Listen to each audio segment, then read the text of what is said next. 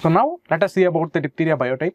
And when we talk about the biotype, like there are 4 biotypes. So the first biotype is going to be the gravis, and second is going to be the intermedius, and third is going to be the metis, and fourth is going to be the Belfanti. So these are the various biotypes of Corynebacterium diphtheriae.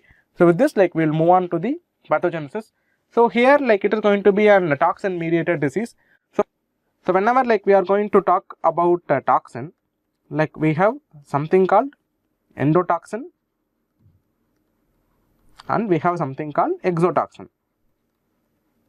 So here in Corynebacterium diphtheriae, it is predominantly due to the exotoxin.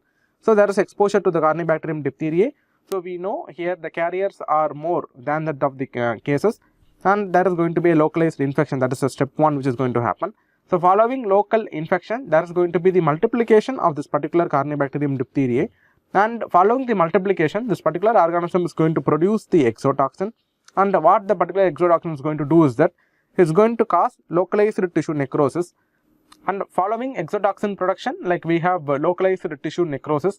So following localized tissue necrosis, 2 things are going to happen. One thing is going to be the systemic absorption of the particular toxin from the pharynx, and the second thing that can happen is going to be the further multiplication of the particular organism.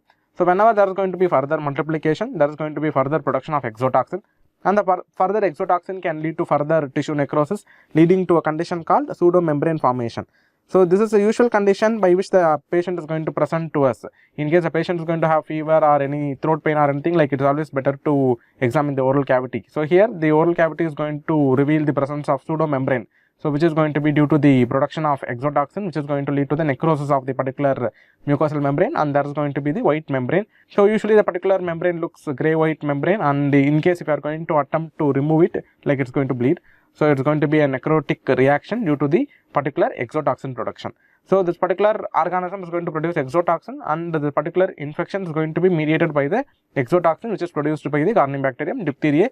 So the key pathogenesis of the particular infection is going to be the production of exotoxin, and the particular toxin can also get absorbed into the systemic circulation. In case if it is going to happen, like it can lead to some other condition like myocarditis.